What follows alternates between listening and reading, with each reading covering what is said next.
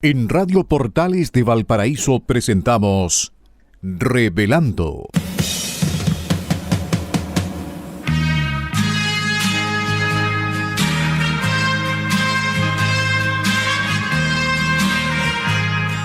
Un programa donde se abordan temas de actualidad, contingencia y la agenda cultural de la zona.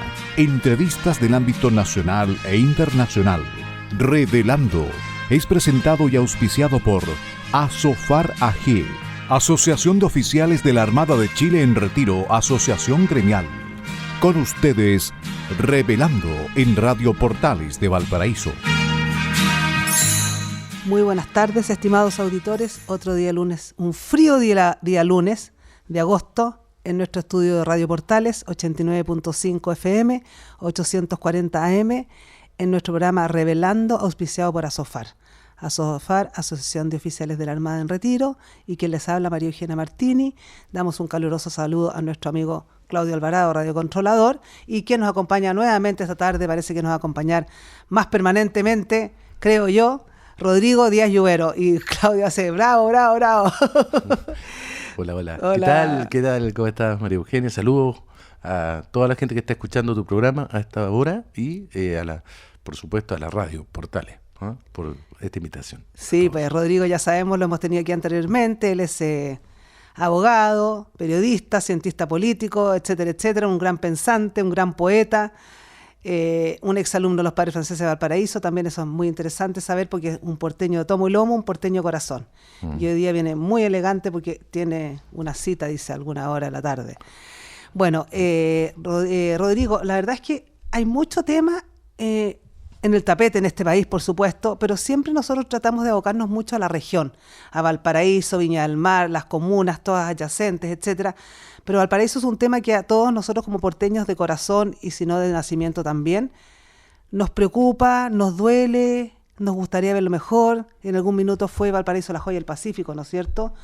Pero esta joya se ha ido apagando, se perdió en la playa, está muy debajo de la arena, no somos capaces de ver la joya del Pacífico.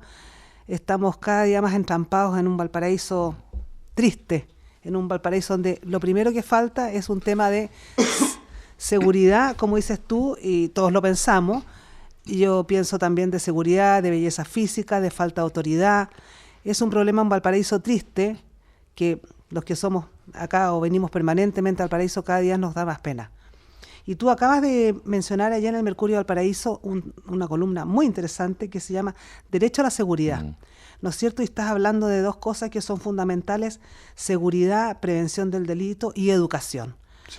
Cuéntanos, Rodrigo, porque una de las cifras que tú comentas en esta columna del Mercurio de Valparaíso es que entre el año 2021 y 2022 alrededor de 4.000 estudiantes se fueron de la educación, digamos, del sistema educacional. Así es. Lo que perjudica mucho la trayectoria económica, social y laboral de una persona en la región. Así que este abandono del sistema educacional de 4.000 estudiantes en la región de Valparaíso, en la pura región de Valparaíso, es muy triste. O sea, imaginemos qué puede pasar en el resto del país, imaginemos qué puede pasar, digamos, en otras regiones que son aún un poco más pobres. Bueno, mira, a ver, algunas consideraciones. Valparaíso hoy día está en una situación, ¿cómo te diría yo? Hay un poco una esquizofrenia, porque por un lado está el imperativo de denunciar las situaciones que no están bien en la ciudad, que son muchísimas, y dentro de eso está el problema generalizado en el plan de Valparaíso, a lo menos en el plan, que compromete la seguridad de las personas, como es el comercio ilegal y las situaciones de tráfico que todos conocemos y de violencia que están asociadas a estos fenómenos, la producción de otro tipo de delitos como el robo del hurto. Pero por otro lado, yo, fíjate, conversaba días atrás con un comerciante que me decía: necesitábamos tratar de promover una imagen positiva de Valparaíso. ¿Y cómo lo hacemos? Claro, pero él decía: no todo está tan malo en Valparaíso, hay lugares que funcionan. Es verdad. Hay lugares, son puntos específicos. Nosotros nos gustaría que toda la ciudad funcionara. Yo creo que sí. Entonces, bueno, tenemos el problema de cómo equilibramos de manera suficiente esos dos temas. Pero lo que pasa es que también no se puede uno refugiar en una suerte de complacencia o de optimismo a cualquier precio, digamos. Está bien ser optimista, pero hay que decir la verdad, las cosas son como son. Bueno, dejo eso un poco eso queda para una reflexión posterior, pero dicho eso, efectivamente, el ausentismo escolar es un problema grave a nivel nacional. Absolutamente. Pero en el caso de la región nuestra de Valparaíso y de la ciudad de Valparaíso, tenemos probablemente la cifra récord del país de deserción escolar y de abandono. Triste. Es muy triste. O sea, de abandono del establecimiento. Se corta el proceso educativo en muchachos que están en la etapa formativa. ¿Cuál es el hallazgo que es más preocupante? Si tú ves la cantidad de la población penal hoy día de Valparaíso, ¿cuántas personas que están ahí desertaron de la educación escolar? El 98%. Imagínate. Hay un dramático, o sea, hay una relación pero totalmente directa. Absoluta, entre deserción escolar y cárcel. Y cárcel. Es así, actividad delictual. Exacto. Deserción escolar y actividad delictual. Entonces, y la actividad delictual son en temas difíciles porque por lo general es droga, ese tipo de cosas. Sí, claro. Y aparte robo, digamos, a veces homicidio, del que podría ser eventualmente a veces hasta más fácil salir. Pero la droga es un problema que tú sales de la cárcel y vuelves a caer en eso porque te tiene atrapado, porque te atrapa porque económicamente reditúa muy rápido y segundo, porque tú también te acostumbraste al consumo, eso es. Lo que es más dramático porque te atonta el cerebro y terminas en una calidad de bulto tremenda. Hace un par de semanas atrás estuvimos aquí con el padre Enrique Paso de la Fundación del Refugio Cristo y decía que el peor problema de estos chicos que llegan al refugio hoy es la droga y cómo lo hacen salir de ahí, porque son chicos que vienen, ¿no es cierto?, reinsertados de su familia, que no pueden mantenerlo. Pero ¿cómo trabajan eso? El Estado no tiene los medios para todos estos jóvenes que están en el tema de la droga, ayudarlos con instituciones, con medicamentos en forma gratuita. Bueno, ahí está en el tema de las soluciones. Este es un problema que nos compromete ya más allá de las agencias represivas que tiene el Estado a todas las instituciones de nuestro país. Es decir, la primera institución, la más esencial, es la familia. Y la familia está en una crisis profundísima. Si no nos preocupamos de recuperar lo que es la protección del núcleo familiar, de tal manera que podamos tener hogares más estables, promover la estabilidad es fundamental. Esto no es solamente un problema de ingresos, hay algo que está profundamente dañado en la convivencia entre hombres y mujeres, y eso hay que decirlo. Hoy día casi que nadie se quiere casar. Claro. Se promueven la relación entre el hombre y la mujer desde la desconfianza, y eso ya es un problema grave. Y de la falta de compromiso. Y de la falta de compromiso. Porque en el fondo yo desconfío, pero no solo desconfío, sino que no quiero comprometerme porque tengo susto o no tengo ganas de asumir tremenda responsabilidad. Claro, luego está el problema de esos padres que están tironeados, por así decir, por las exigencias del trabajo y dejan a los niños en la única y exclusiva compañía de entreténgase con el computador. Claro, o el celular. O con el celular, absolutamente, que es un computador al final. Claro, claro. Y el niño vive en contexto de abandono. Mira, Luis Jiménez de Azúa, un penalista célebre que hubo a inicios del siglo XX, en la primera etapa del siglo XX, él en una de sus clases señalaba que un niño que está durante más de 4 horas sin contacto con su félula parental está técnicamente en contexto de abandono. Mira. Eso lo decía, estoy hablando de la década del 40, 50. O sea, estamos hablando casi 100 años atrás. Un niño que está, y eso es bueno que lo escuchen los auditores, un niño que está en más de 4 horas sin contacto con la félula parental está técnicamente en contexto de abandono. Eso es. Entonces, ¿cuántos niños abandonados hay en Chile hoy día? Si tomáramos al pie de la letra lo que decía el profesor Luis Jiménez de Azúa. Bueno, hace este fin de semana, voy a hacer un paréntesis respecto a eso, estuve con mis nietos, los llevé a la librería Mateo y Leo de Viña del Mar, que promueve unas mañanas recreativas. ¿Para qué? Para recrear al niño, justamente, para primero que estén con sus padres, recrearlos en actividades, digamos, de pintura, de dibujo, de conocer algunas cosas que el niño esté en contacto inmediatamente después de eso, de los libros. No hay ninguna obligación de llevarse un libro, comprar un libro, pero el niño ya puede empezar a hojear, a ver. Entonces, en el fondo, ¿cómo ayudamos a los niños a que salgan de esto porque están secuestrados por las pantallas? Que se empiezan a secuestrar por la lectura de niños para esa edad entre 2 y 10 años. Entonces, te fijáis, esas actividades hay, Rodrigo, Son pero son fundamentales. fundamentales, pero Pero son son- mínimas, son o sea, mínimas. es un grano de arena. Así es. O sea, eso, como padres deberíamos de ayudar a fomentar eso. Ahora, yo no soy educador, pero sospecho que lo que está haciendo el Ministerio de Educación, no desde ahora, sino ya desde hace un tiempo, con Bachelet, Sí. de ahí en adelante empezó esto, con las agendas educacionales que promueven la imagen de una niñez que se vuelve cada vez más autónoma, más reacia a tener que acatar lo que sus padres le dicen. Es decir, casi una niñez que se puede autodeterminar. O sea, sin autoridad paterna o Eso- materna. ya, eso, O de profesor. Aunque yo no soy educador, pero eso me parece la brutalidad más grande que se ha hecho. O sea, si hay un principio que hoy día debemos recuperar, que es esencial tanto en la familia como al interior de los establecimientos educacionales, es el principio de autoridad. La autoridad en el aula es esencial y la autoridad requiere entender que la educación esencialmente es un proceso vertical, donde está el deseo que tiene el maestro de transmitirle algo al niño y el deseo de los niños de emular a su maestro. Si ese proceso no se da en esos términos y se pretende horizontalizar la relación entre el académico, entre el maestro o el profesor y el alumno, el proceso va a fracasar como está fracasando. Entonces yo no sé qué clase de nuevas tendencias son estas que se traen, pero lo mismo, es decir, los niños siempre quedaron bajo lo que se denomina la patria potestad, es decir, en el entendido que son los padres quienes, en el mejor interés de los propios hijos, dirigen, administran de alguna manera lo que es la vida de sus hijos hasta que ellos tengan una edad suficiente, una madurez adecuada como para poder empezar a tomar sus propias decisiones.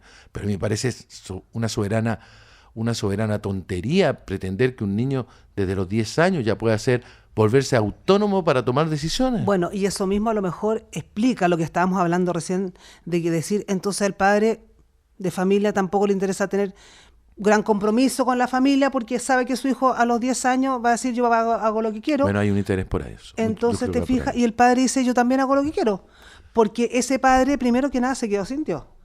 Por lo tanto, él no se crea autoridad frente a su hijo, y por lo tanto ese hijo se creó sin autoridad del padre y luego sin autoridad del profesor, porque todo esto está siendo, digamos, trasladado de un escalón a otro. Así es. Sin Dios, sin padre, sin autoridad escolar, sin profesor, sin nada. Entonces yo soy el dueño de sí mismo. Así que si quiero robar, robo. Si quiero consumir droga, saco droga. Esa es la consecuencia inevitable. Entonces, la pérdida de la punto. autoridad, efectivamente, nos lleva a la anomia. Es decir, ese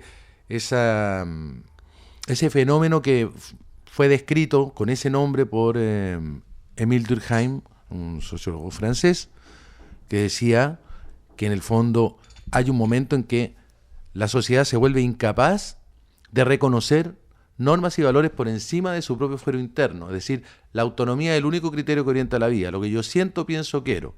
Cada uno va por delante con lo que cada quien siente, piensa o quiere, sin reconocer que debe haber, es inevitable. Y si no lo tenemos, vamos a crearnos un problema gravísimo, un conjunto necesario, mínimo, indispensable, de normas y valores que aunque a usted no le gusten, que aunque a mí no me gusten, tenemos que acatar y cumplir. Si eso no ocurre, las sociedades se terminan. ¿Cómo hace un padre, por ejemplo? Estoy pensando en el día de hoy ya. La sociedad, como sociedad, no me da mucha ayuda.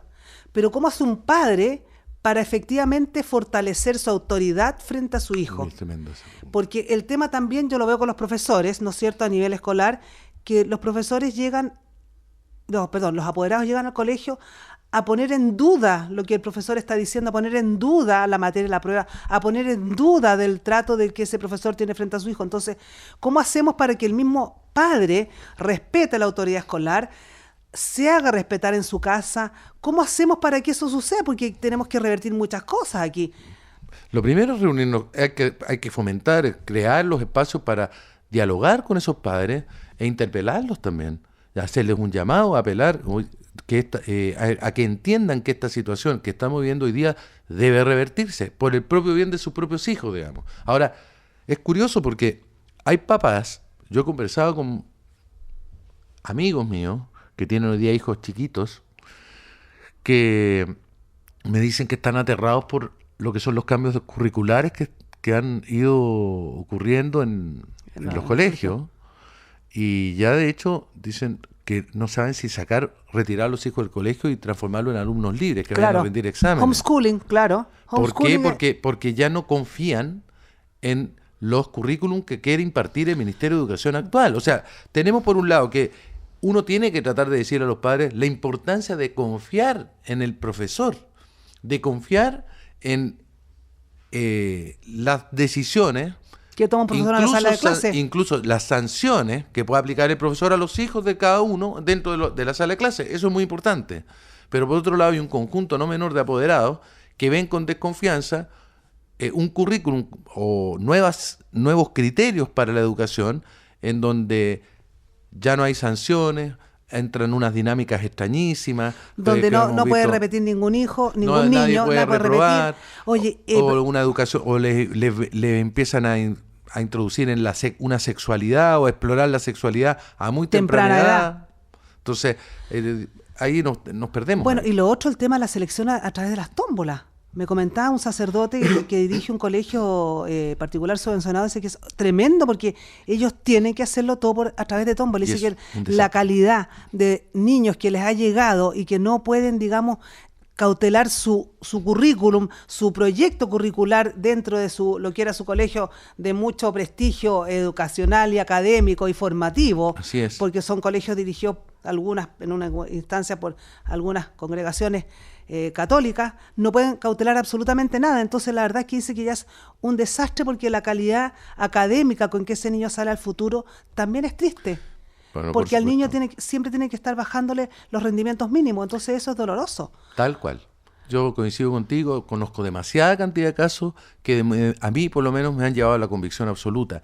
La famosa tómbola es un fracaso. El haber eliminado criterios de selección para el ingreso en los establecimientos me parece gravísimo. Y cada colegio que tiene un proyecto curricular y a veces niños que tienen que viajar 1 hora, 1 hora y media, 2 horas para llegar a su establecimiento. Este sacerdote me decía que estaban amargado, o sea, porque él sabe que tiene niños postulando de muy buenos nivel académico y de familias constituidas y no hay nada, no hay ni un caso, o sea, la tómbola dice quedó este niñito y no quedó aquel otro.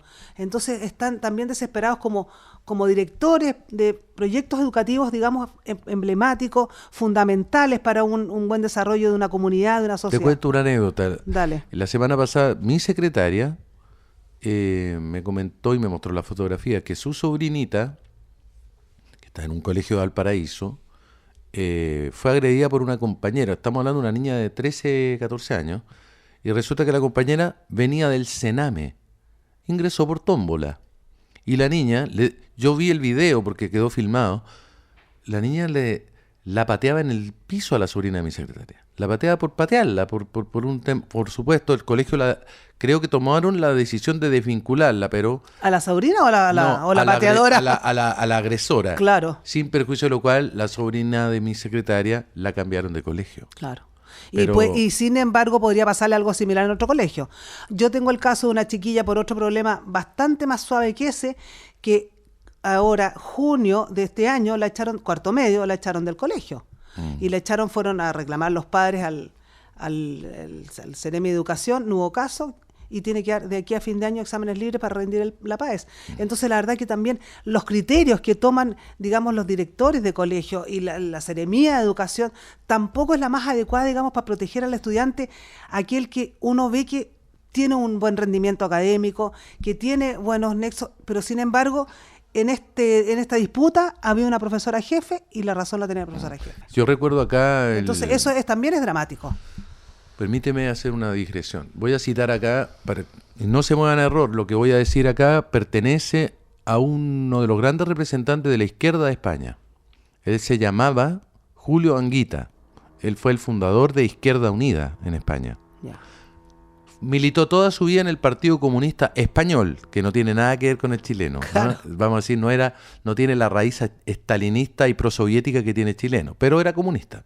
Así que esto que les voy a decir ahora no fue dicho por un fascista, reaccionario, como quieran. Dirigiéndose a la juventud de España un par de meses antes de su muerte, dijo: jóvenes... ¿Alrededor de qué año estamos hablando? Estamos hablando hace unos 10 años. Ah, ya, o sea, cercano. 10 o 7 años. 7 o 10 años atrás. Dice, jóvenes de España, debo deciros que sois unos fracasados. Vosotros, igual que vuestros padres, que se instalaron en la comodidad de decir, pues que mi hijo no pase las pellejerías que yo he pasado.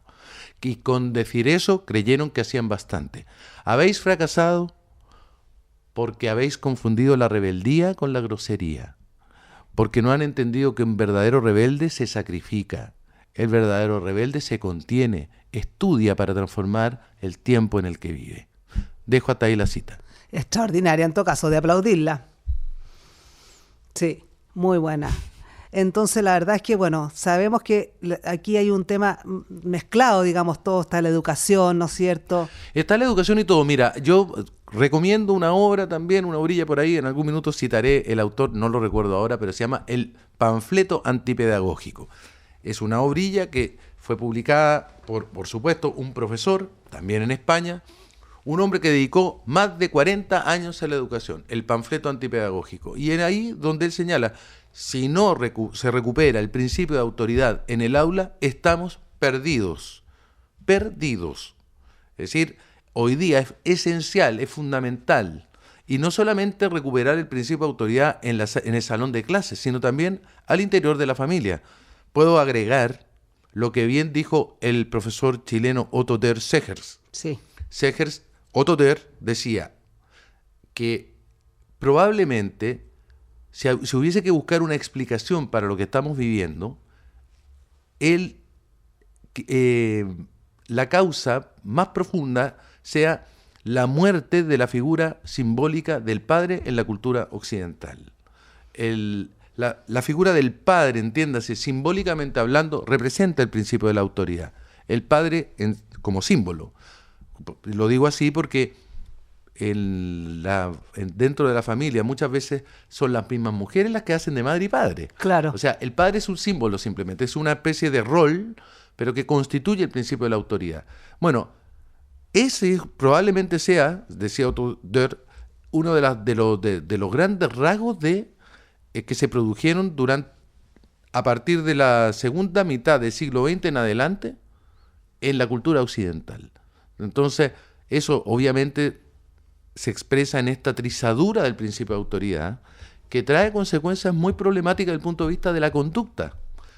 Y ese principio de autoridad obviamente está en todas estas agencias que transmiten valores dentro de nuestro cuerpo social, como es la estructura de la familia, como es la educación escolar. Entonces, yo te digo que si esto no lo tomamos en serio, va a ser muy complejo. Ricardo Moreno Castillo es aquí el que escribió el Ricardo Moreno, el Panfleto Antipedagógico. Sí, así es. Muy interesante, muy interesante. Bueno, aquí teníamos varios temas. De la seguridad no hemos pasado a la educación, que a mí me parece que es el tema fundamental en este país. Y siempre lo va a ser, porque sin educación no hay nada y lo que viene, de más está decirlo. Pero también hay algo que es importante en este minuto, si no podemos revertirlo así como de la noche a la mañana, sí hay algo con que podemos revertir esto. Y primero es que tenemos que educarnos y votar bien. Ah, por supuesto. Yo creo que aquí es muy importante, digamos, sin hacer, digamos, en este minuto ninguna proselitismo político. Estoy hablando de que la educación también no solo parte por nuestros niños, sino que parte por nosotros los adultos, de educarnos culturalmente y decir, bueno, si voy a votar, ahora vienen elecciones de tal cosa, ¿no es cierto?, de Constitución, más adelante, el próximo año las primarias, etcétera, etcétera, me voy a informar. Yo me voy a cultivar, yo me voy a educar para ver a quién le doy mi voto y quién me puede ofrecer mejores opciones, ¿no es cierto?, para mejorar esto. Yo creo que, porque algo, o sea, yo pienso que tenemos que tener una luz a la salida del túnel, o sea, no puedo pensar que vamos a estar siempre para atrás, para atrás, para atrás. ¿Qué opinas tú? Que hoy día, efectivamente, Rodrigo, votar es muy importante. Y cultivarse en el voto, porque la verdad que muchas veces uno se deja hoy día es que como llevar. Pero lo que pasa es que hoy día, María Eugenia, tenemos un problema con el sistema de partidos en Chile. Más bien te diría que las personas tienen que hacer hoy día el esfuerzo de conocer a las personas en concreto. Bueno, claro. Porque, fíjate tú, esta nueva generación que llegó al poder, yo creo que se encargaron de empujar el clavo que ya estaba enterrado sobre el sistema de partidos. Bueno, esta gente vino a enterrar ese clavo aún más, digamos. Es decir... Qué buena la analogía. Sí, pero Claro. absolutamente. Es decir, le bajaron aún más el precio Claro. a un ya depreciado sistema político. Pero es cosa de ver un presidente de 35 años. No, es una cosa terrible que se expresa en parte con la salida de Jackson del gobierno, expresa una crisis de una profundidad enorme, porque toda esa psicopatía estructural de la sociedad, estoy usando palabras de la profesora Lucio Porto Valencia, toda esa psicopatía estructural que ellos venían a superar, bueno, resulta que ellos eran parte de la misma psicopatía estructural que supuestamente iban a echar abajo, digamos. Esta idea de que ellos traían las manos limpias y un montón O sea, de cosas fue peor, más. porque Fue peor. qué vergüenza, Fue vergonzoso peor. lo que está pasando en Chile. Nunca en realidad, claro, porque escándalos ha habido, pero ¿De esta magnitud? es que más que la cantidad, es que le echaron el manotazo a fondos públicos. Pero claro. Porque ha habido otros manotazos a fondos privados. Hubo un manotazo, yo recuerdo, a fondos públicos también, el MOPGATE, ¿te acuerdas tú? El MOPGATE, porque hubo... El presidente Lagos, cuando estaba en lo que Lagos. el financiamiento de las campañas eran platas de empresas privadas. El problema que era ahí el maridaje obsceno entre ciertos grupos económicos que aparecían aportando de una manera bastante, además, un tema tributario de por medio, pero era distinto. Pero acá fue el manotazo a los fondos públicos destinados a los sectores de menores recursos. Claro, ese es el punto. Entonces eso lo hace aún más obsceno dentro de la obscenidad. Y además porque es un esquema, no es un caso aislado, y un esquema diseñado por los que supuestamente traían las manos limpias. Entonces, bueno. Y sin tampoco hacer un gran mea culpa, porque decir, Bueno. en verdad, ¿dónde nos equivocamos? Y salga todo este grupo de personas que propendió, ¿no es cierto?, y trabajó para que esto se lograra. Imagínate, el mismo ministro Jackson firmó 7.000 convenios, 7.000. O sea, tú comprenderás, y la cantidad de fondos que aparecen todos los días, hasta el gobernador regional. Es increíble. O sea, es increíble. Entonces, la verdad que uno dice, pero esos fondos podrían haber sido destinados a bienes públicos, hospitales, servicios. Entonces volvamos seguridad, atrás. policía, Volvamos atrás. Tú me decías... mejoramiento de las policías. Por supuesto. Ahora tú me decías, hay que cultivar el voto. Sí. Entonces yo creo que hay que orientar al ciudadano. ¿Cómo se orienta hoy día el ciudadano? ¿Cuál es la gran Vamos a una pausa coordenada? musical, porque este tema es muy interesante. Me gustaría esta tarde que escucharan Hey, dirigido por Ray Conniff, un tema de Julio Iglesias, pero que lo hizo Ray Conniff orquestado, que es muy bonito. Así que esta tarde en nuestra pausa tenemos este tema. Sigamos con el tema que estás hablando, Rodrigo. ¿Cómo se logra? ¿Cómo se logra? ¿Cómo se orienta? ¿Cómo se orienta? El voto? ¿Cómo se cultiva el voto? Yo Claro, creo que hoy día... hay que educarse. Pero pienso que hoy día hay que partir de entender algunas cosas. Más que un problema de signo político, vivimos un problema cultural. Claro. Ahora, para resolver esto, yo creo que hay que apelar a los buenos ciudadanos que puede tener nuestro país, sin tanta consideración a los partidos que Sí, pudieran estar eso me detrás. parece muy bien. Es decir, no puede ser tanto una opción partidaria o partidista, menos cuando, insisto, de todas las instituciones que tiene Chile, el sistema de partidos políticos es una de las que está en el piso, y esto vale para todos. Sí, pues, lógico. Y te reitero, está en agonía de muerte. y te reitero, ha sido esta generación política la que ha terminado de enterrar el clavo. Es decir, porque aquí pierden todos, a la larga esto es un desprestigio para todo el mundo. Entonces, hay figuras, hay ciudadanos, yo creo que sí, que Chile siempre tiene un espacio para la probidad, para la gente que tiene un compromiso y amor por el país, por sus ciudades. Que quiere Hay hacer algo trayectorias mejor. personales, quieren hacerlo mejor. Entonces, hay que también darle espacio a esa ciudadanía. Sé que en algún minuto ha habido intentos ciudadanos que han terminado bajándole el precio a la ciudadanía.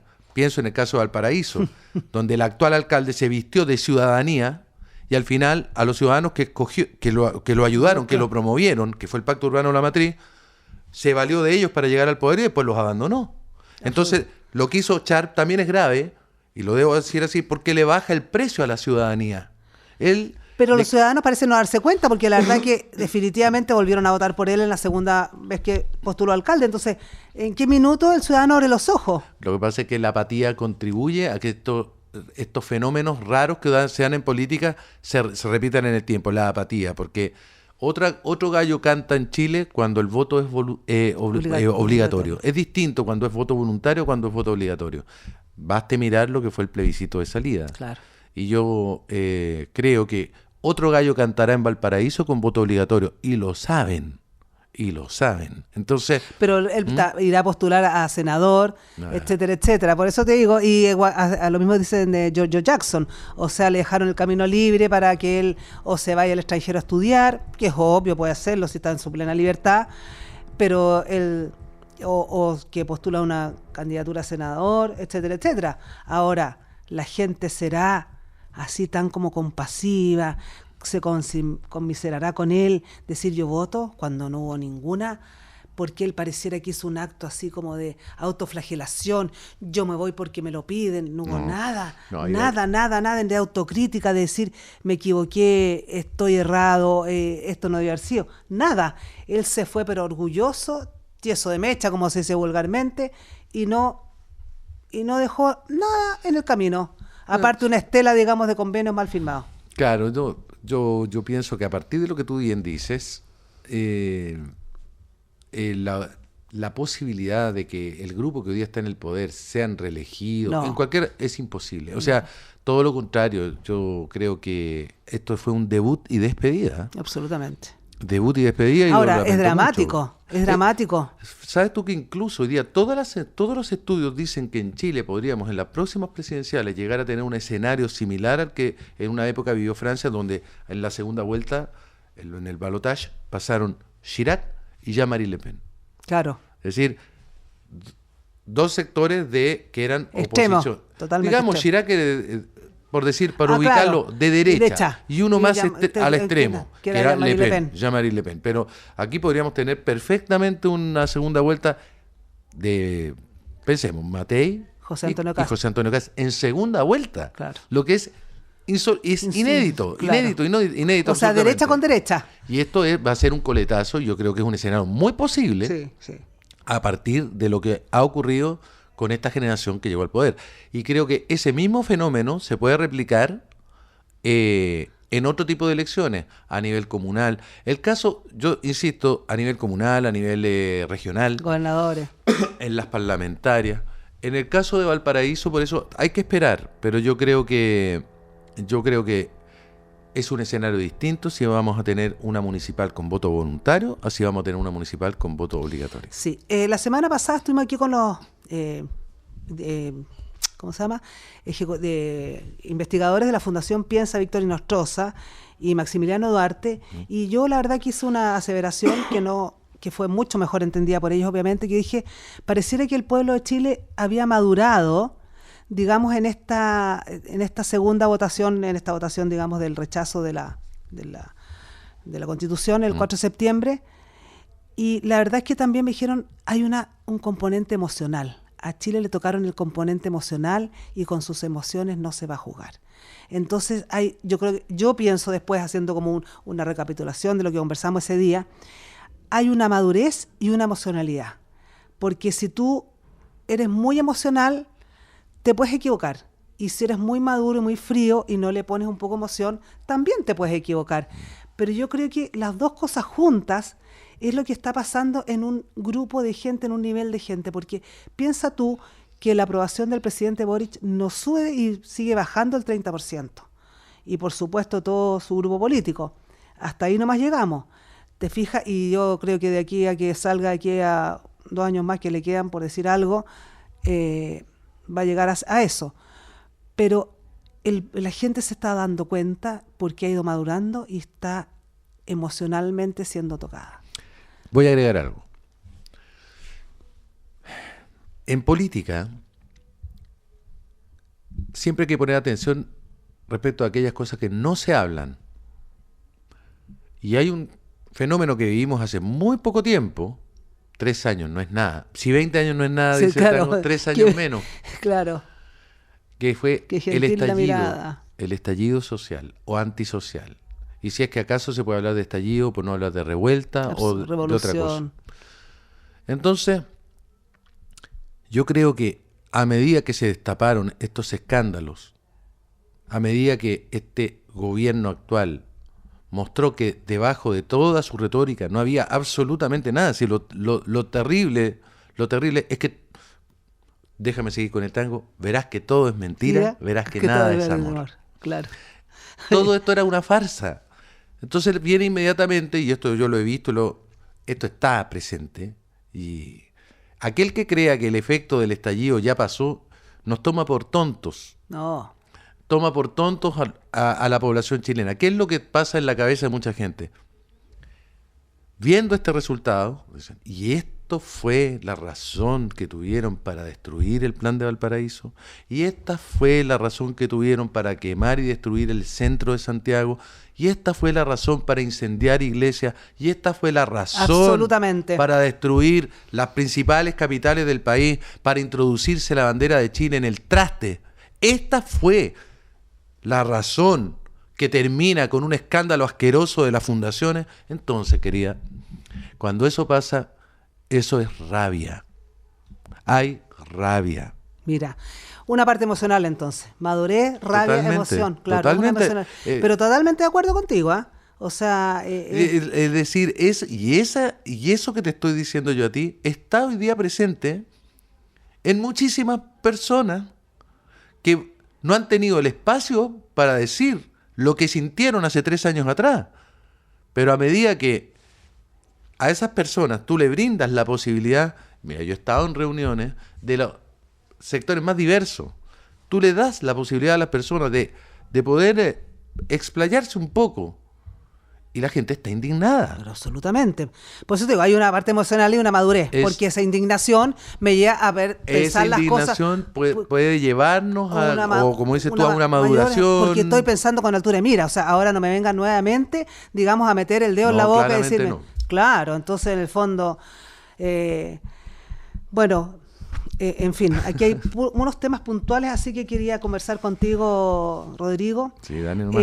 Javier Torrejón, en el último encuentro de la Cámara Regional de Comercio, dice, necesitamos policías especiales para brindar protección a 4.000 turistas, a 40.000 turistas de crucero.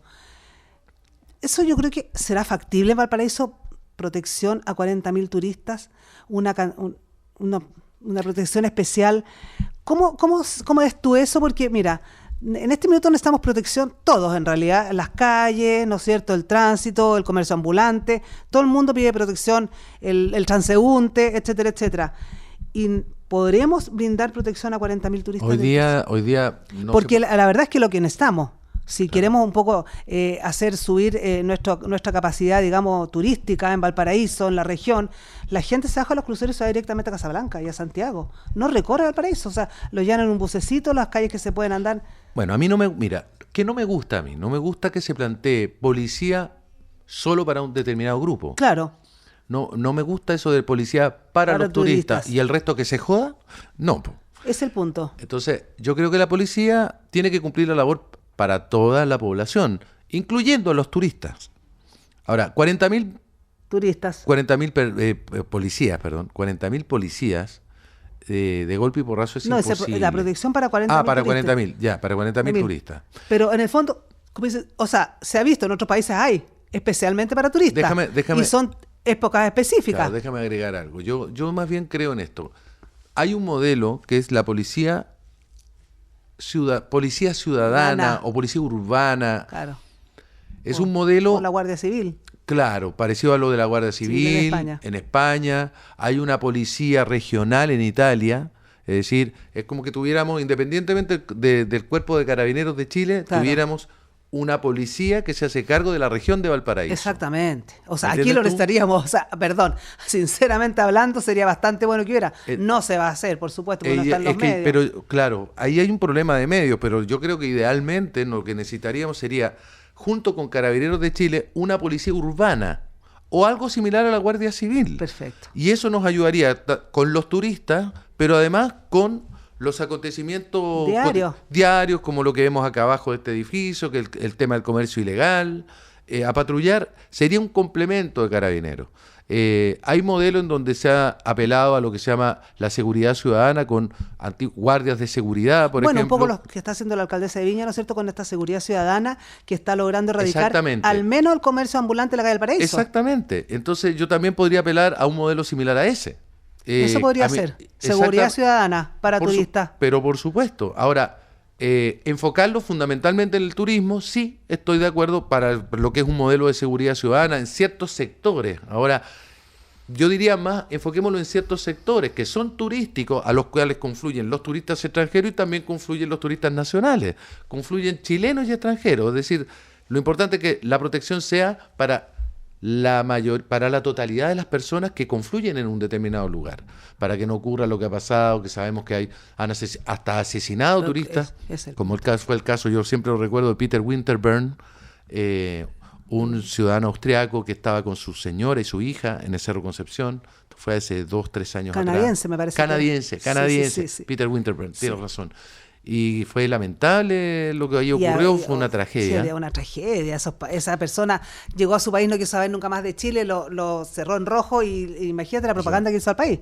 Claro, muy mala imagen, pero además el dolor para esa familia. Además, un dolor tremendo. Perder al papá en esas circunstancias. Además lo vieron ahí, vieron cómo lo agredieron y todo. Entonces, tener policía en ciertos sectores, sí, estoy de acuerdo con eso. Pero, Rodrigo, ¿tú sabes si al respecto ha habido algún resultado de la pesquisa? ¿Se lograron detener a los autores? A uno me parece que sí. A uno sí. Yo no sé. Pero no sé finalmente si logramos, en qué terminó, porque la verdad es que son cosas medio misteriosas que uno dice, ¿y en qué habrá terminado esto? Que debería salir todos los días en la prensa. Aquí vamos para que la gente se sienta segura. No, claro. Ya. Claro, ahora bueno, pero volviendo, yo no tengo ese dato concreto, pero en el modelo global de lo que tú me estás proponiendo debería ser. Sí, me gusta, te insisto, a mí me gusta que haya lo que necesitaríamos un complemento a la labor de Carabineros, a través de un órgano distinto. Perfecto. Que puede proteger de manera preeminente zonas de turismo. Perfecto, claro. A la que y en épocas específicas, además. Claro, pero a esos lugares, entendiendo que en esos lugares no solamente van los turistas, sino que van también los locales, van los ciudadanos de Valparaíso. Pero claro, oye, entonces, sí, porque eso. Fíjate que ahora para las vacaciones de invierno solamente el 60% de los hoteles estuvo ubicado, o sea, tuvo gente adentro. Así es. Sí, pasajeros, o sea, un 60% de la hotelería, un 56% en Valparaíso, lo que más tuvo fue Olmué, o sea, la gente se está yendo más hacia otras zonas con más seguridad. Hay menos seguridad acá, ya que un 60% de pasajeros cubren, digamos, los hoteles y la gente apuesta a la hotelería. ¿Será un problema de costos? ¿Será un problema de seguridad? ¿Qué será que la gente no quiere venir? Hay un tema de seguridad, sin duda, y por lo mismo aprovecho este espacio que tú me das para hacer un llamado a quien corresponda a colocar las prioridades, a situar las prioridades de la manera exacta o correcta en Valparaíso. Valparaíso no necesita que sigan pintarrajeando el plan con murales. Esa no es la manera. No, sí, la base es la que hay que... No el resultado, la base es la que hay que mejorar. Esto de llenar, y sobre todo, tengo entendido que ahora había una idea de tirar murales en la calle Condel. No.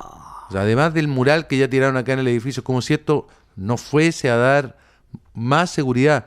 No lo está haciendo. Por eso te digo, o sea, la base es otra, el problema es otro. El problema es otro, entonces vamos ajustando donde debemos ajustar.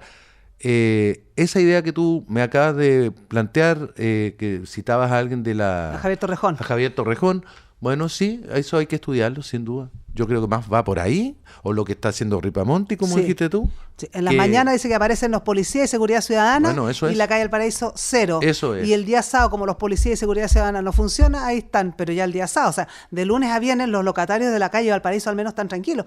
Ahora, deberían ser lo mismo con el Congreso. El Congreso es una porquería, una vergüenza, o sea, porque aquí la calle Bellavista por lo menos ya, me ataca, a mí me enferma, pero y a ti también seguramente. Claro que la gente que baja a los cerros y compra ahí en un mercado semi-establecido, ¿no es cierto?, en la calle, y comprará el tomatito. A propósito de eso, y esto me llama la atención, ¿tú has visto alguna queja formal del Congreso o de algún parlamentario con lo que pasa fuera del Congreso? Yo solamente veo las fotos que la manda la gente y que dice, pero en las rejas, ¿no es cierto?, colgada la ropa así, pero de lado a lado, y los ambulantes ahí ofreciendo la mercadería. Y los congresistas, ninguno dice nada. Eso es lo que a mí me llama la atención. Ninguno dice nada. Hay dos posibilidades. ¿Están coludidos con ellos? No, pero no, yo lo veo de la siguiente manera, que el parlamentario lo traen en el vehículo. Entra por atrás, no entra por la calle Pedro Montt, entra por Victoria, claro. Va a un estacionamiento subterráneo, no levantan ni siquiera la vista para mirar lo que está a su alrededor. O sea, en realidad... Y pareciera que no leen el diario, porque no la verdad que cosa de leer el diario todos los días para darse cuenta. Entonces digo, como parlamentario, algo tengo que hacer. En el fondo, Valparaíso no existe para ellos. La mirada está más lejos. Porque si existiera, si tuvieran Mira un qué poco más... interesante ese punto. Es que porque no lo ven. No. Porque no lo ven. En realidad, ellos es un accidente nada más que tienen que recorrer más kilómetros para llegar a este lugar, pero van en otra. Entonces, al no verlo, evidentemente, les da lo mismo si ahí están colgados los calzones de Juanita. Absolutamente, sí, eso es lo que es. Entonces, o de la Polisi. O de la Camila Polisi, claro. Les da igual. Claro, tiene toda la Y razón. eso a mí me da pena, porque los primeros que deberían poner el grito en el cielo y decirle, señor alcalde, usted tiene que procurar que que es un poder de la República, tenga la dignidad que se merece. O sea, ¿tú me pretendes que vamos a llevar a los turistas a eso? No, por supuesto, pero, o sea, yo me muero de pero vergüenza. además pienso en las instituciones, en el valor de las instituciones. A quienes me están escuchando, la forma, por favor, eso recuérdenlo siempre, la forma importa, así como el atuendo importa. Absolutamente. Aquel no solo hay que serlo, hay que que parecerlo. Aquel que cree que la ropa es un accidente en la vida, es que no ha entendido absolutamente nada. Porque al vestirme como un mamarracho, para ostentar la dignidad de un cargo como puede ser el de parlamentario, el de presidente o el de ministro de Estado. Uno tiene que evitar el cargo. Ahora sí. Yo creo que simplemente lo que se hace es, ya lo he dicho 3 veces, pero aquí otra vez, bajarle el precio a la dignidad del cargo. Es una manera de trapear con la dignidad de un cargo. Y lo mismo pasa con un edificio. Usted dirá, pero si es solo materia. No es solo material, no es solo material. Lo que representa. Es lo que representa. Estamos hablando del Congreso Nacional de Chile. No puede permitirse que esté en la situación en la que se encuentra, pero esto es un problema que está más allá del turismo, María Eugenia. Claro. Es un problema de cómo entiendes la vida y el valor de los signos de la República. Y si no nos importa, entonces ¿para qué diablos tenemos República? Hagamos otra cosa, vivamos de otra forma entonces. Pero si somos una república, tenemos que proteger esos signos. Bueno, absolutamente, excelente. A propósito de signos, en Santiago acaban de cambiarle el nombre a 9 calles, ¿no es cierto? La alcaldesa Iracy Hasler decidió que había 9 calles que tenían que tomar el nombre de algunas personas agredidas durante este problema de manifestaciones que hubo hace 2-3 años atrás, que entonces 9 calles, el Puente Loreto entre otras, la calle de Namur entre otras, la calle Carabineros de Chile entre otras, van a tener nombres de algunas personas que fueron agredidas por carabineros durante los enfrentamientos que hubo después de la revuelta y revolución social del año 2019. ¿Qué te parece a ti eso? Horrible. Horrible, porque si las otras comunidades van a seguir haciendo lo mismo, yo me muero. Sí, vamos a ver qué decide. ¿Qué piensa de esto el Consejo Municipal? Porque esto requiere la aprobación. Pero el Consejo Municipal ya lo aprobó. Bueno, entonces veremos, porque estas cosas no basta con que las decía un consejo, también está... Los ciudadanos no estaban de acuerdo. Los ciudadanos. No estaban de acuerdo. Bueno, pero esa alcaldesa parece que no es ciudadana. No, por eso me parece muy mal. Mira, eso también demuestra, digamos, la falta de cultura. Me hace recordar tuvimos un antecedente acá en Valparaíso. Lo voy a contar. La avenida Pedro Montt. En el año 2016, creo, un grupo de ciudadanos, mira, con la mejor intención probablemente, pero pensaron que como Pedro Montt estuvo involucrado con el tema de la masacre de la Escuela Santa María, en Iquique, en 1907. Entonces era indigno seguir llamándole Avenida Pedro Montt a la Avenida Pedro Montt. Y había que ponerle el nombre de Avenida Violeta Parra. Ya me acuerdo perfecto. Y entonces yo pensaba lo siguiente: una persona que piensa así ve la historia como un ring de Cachacascán. Piensa que la historia es Galvarino contra Perdonen, Pedro versus perdonen Pedro que de me ría, Valdivia. pero Galvarino, hasta Claudio Alvarado se está riendo. Pedro Montt versus no sé, Galvarino versus no sé, cualquier cosa, versus Pedro de Valdivia, como les digo, cualquier cosa. No, la historia no es para arrojársela a la cara. Ni tampoco los monumentos, ni tampoco el nombre de nuestras calles es un ring de boxeo. Detrás de todo eso es el testimonio de las generaciones que nos precedieron, que nos están legando algo. Y lo que nosotros podemos hacer es tener un juicio crítico frente a lo que ha hecho la sociedad chilena en el pasado, pero no pretender, como hoy día, en una actitud, perdone que lo voy a decir, fascista, borrar la historia como si nunca hubiera existido. No saben que eso es el verdadero fascismo. Los italianos, el fascismo en Italia recurrió a una antigua institución, para que lo escuchen, sí, queridos auditores, que se llamaba la damnatio memoriae, que se usaba en la Roma antigua. Cuando moría el emperador, el nuevo emperador mandaba destruir todos los monumentos que había del emperador anterior, mandaba borrar todos los edictos que había dictado y que no quedara memoria alguna del que lo había precedido. Se llegó a esa institución que fue terrible, se llamaba la memoria dañada, la damnatio memoriae. De alguna manera fue vivida en la Italia fascista con la idea de la historia empieza con nosotros. Acuérdate que había un calendario de la era fascista. Entonces uno va a ver la loa capitolina que está ahí en el Parque Italia, que fue un regalo de la Italia de Mussolini. El año dice anno 12 EF de la era fascista. Es decir, fundamos nuestro propio tiempo. Antes de nosotros nada y después de nosotros el diluvio. Claro. Después de mí el diluvio. Après moi le déluge. Claro, entonces, ¿cuál es el tema? ¿Cuál es el tema? La historia no es un ring, no es para yo ahora elimino la avenida Pedro Montt. Y menos mal que ese exabrupto no prosperó. Razones podrá haber para estar oponiéndose a cualquier figura de la historia de Chile. Nadie lo ha hecho bien en todo. Hay muchas razones por las cuales uno le puede espetar las distintas cosas cualquiera, pero la historia no es para arrojarse a la cara, es un testimonio, lo mismo que nuestros monumentos. Y en Chile, en el año 2019, empezó la moda de vamos a demoler los monumentos, ¿te acuerdas? Había que echar abajo todos los monumentos. Y vuelvo al punto, esa pretensión de la damnatio memoriae traída al siglo XXI, es una pretensión de borrar todo registro de lo que hemos sido y pretender que la historia comienza con esta generación de enajenados. Bueno, sí, parece que para todos empezó el año 1973 y después de 2000. Porque es un problema de ignorancia. Bueno, también. Gracias Rodrigo Díaz Lluveros por esta tarde que nos acompañaste, porque la verdad que siempre tiene cosas interesantes que comentarnos, hace mucha relación, digamos, con cosas de la antigua, con cosas españolas, italianas, etcétera. Entonces es re agradable tenerte aquí, te agradecemos montones. Yo sé que tú eres muy humilde, pero y bueno, tienes tus cosas que hacer también esta tarde. Y Claudio Alvarado, María Eugenia Martini, quien les habla, se despide hasta el próximo Revelando del día lunes que viene.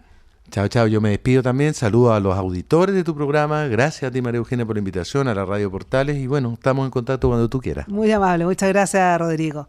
Y hasta la próxima semana, estimados auditores del programa Revelando, auspiciado por Asofar. En Radio Portales de Valparaíso hemos presentado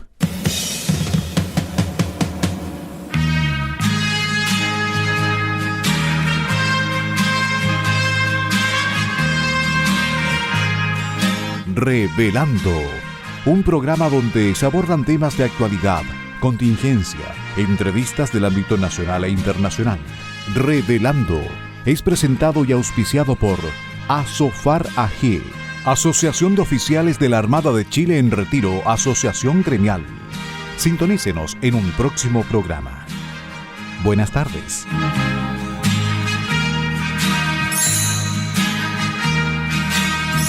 Las opiniones vertidas en este programa son de exclusiva responsabilidad de quienes las emiten y no representan necesariamente el pensamiento de Radio Portales de Valparaíso,